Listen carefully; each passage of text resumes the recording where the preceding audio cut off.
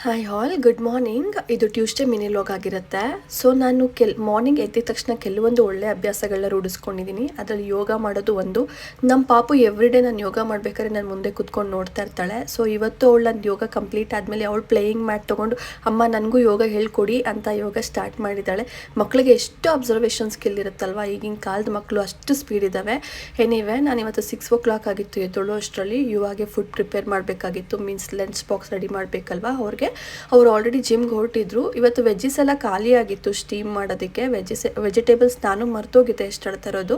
Anyway lady finger ಇತ್ತು ಮನೇಲಿ. Usually ನನಗೆ ಲೇಡಿ ಫಿಂಗರ್ ಇಷ್ಟ ಆಗದ, ಯಾಕಂದರೆ ಅದು ಒಂಥರ ಜಲ್ಲಿ ಜಲ್ಲಿ ಟೈಪ್ ಇರುತ್ತೆ ಅಂತ. ಬಟ್ ಈ ಥರ ಮಾಡ್ಕೊಂಡು ತಿಂದರೆ ಖಂಡಿತ ಇಷ್ಟ ಆಗುತ್ತೆ. ಈ ಮದುವೆ ಮನೆಯಲ್ಲೆಲ್ಲ ಕೊಡ್ತಾರಲ್ಲ ಅಷ್ಟೇ ರುಚಿಯಾಗಿರುತ್ತೆ, ತುಂಬ ಟೇಸ್ಟಿಯಾಗಿರುತ್ತೆ.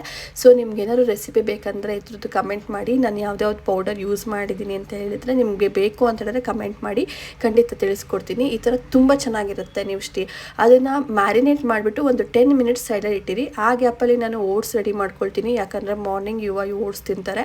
ಜೊತೆಗೆ ಅವ್ರಿಗೆ ಎಗ್ಗು ಇದು ನೋಡಿ ಮ್ಯಾರಿನೇಟ್ ಮಾಡಿ ಸೈಡಲ್ಲಿ ಇಟ್ಟಿದ್ದೀನಿ, ಲೇಡಿ ಫಿಂಗರು. ಆ್ಯಂಡ್ ಚಿಕನ್ ಕೂಡ ಮ್ಯಾರಿನೇಟ್ ಮಾಡಿ ಎತ್ತಿಟ್ಟಿದೆ. ಸೊ ಇದ್ರ ರೆಸಿಪಿ ಬೇಕಾದ್ರೂ ತಿಳಿಸ್ಕೊಡಿ. ನಾನು ಒಂದೊಂದು ಟೈಮ್ ಒಂದೊಂದು ಥರ ಚಿಕನ್ನ ಮ್ಯಾರಿನೇಟ್ ಮಾಡ್ತೀನಿ, ಬಿಕಾಸ್ ಅವ್ರಿಗೂ ಬೋರ್ ಆಗುತ್ತೆ ಒಂದೇ ಥರ ತಿಂದು ಅಂತ ಹೇಳಿಬಿಟ್ಟು. ಸೊ ಅಷ್ಟರಲ್ಲಿ ಒಂದು 10-15 minutes ಆಗಿತ್ತು ಮ್ಯಾರಿನೇಟ್ ಮಾಡಿದ್ದು. ನೆಕ್ಸ್ಟು ತವಾ ಇಟ್ಬಿಟ್ಟು ಆಯಿಲ್ ಹಾಕ್ಬೋದು. ಸೊ ಅವರು ಯೂಶ್ವಲಿ ಡಯಟಲ್ಲಿರೋದ್ರಿಂದ ನೀವು ಯಾವ ಆಯಿಲ್ ಆದ್ರೂ ಯೂಸ್ ಮಾಡ್ಕೋಬೋದು. Olive oil or coconut oil or normal oil, any oil ನೀವು ಯೂಸ್ ಮಾಡ್ಕೋಬೋದು. ಸೊ ಯೂಸ್ ಮಾಡಿಕೊಂಡು ಈ ಥರ ನೀವು ಅದು ಆಯಿಲ್ ಕಾಯ್ದ ಮೇಲೆ ಇದನ್ನು ಡೀಪ್ ಫ್ರೈ ಮಾಡೋದು. ಜಸ್ಟ್ ತವಾ ಫ್ರೈ ಥರ, ಡೀಪ್ ಫ್ರೈ ಅಲ್ಲ ಸಾರಿ, ತವಾ ಫ್ರೈ ಮಾಡ್ಕೊಳ್ಳೋದು. ಮಾಡ್ತಾನೆ ಖಾಲಿಯಾಗೋಯ್ತು, ಯಾಕಂದರೆ ಅಷ್ಟು ಟೇಸ್ಟಿಯಾಗಿತ್ತು. ಇವತ್ತು ಟಿಫನ್ಗೆ ಶಾವಿಗೆ ಉಪ್ಪಿಟ್ಟು ಮಾಡಿದೆ. Thank you so much.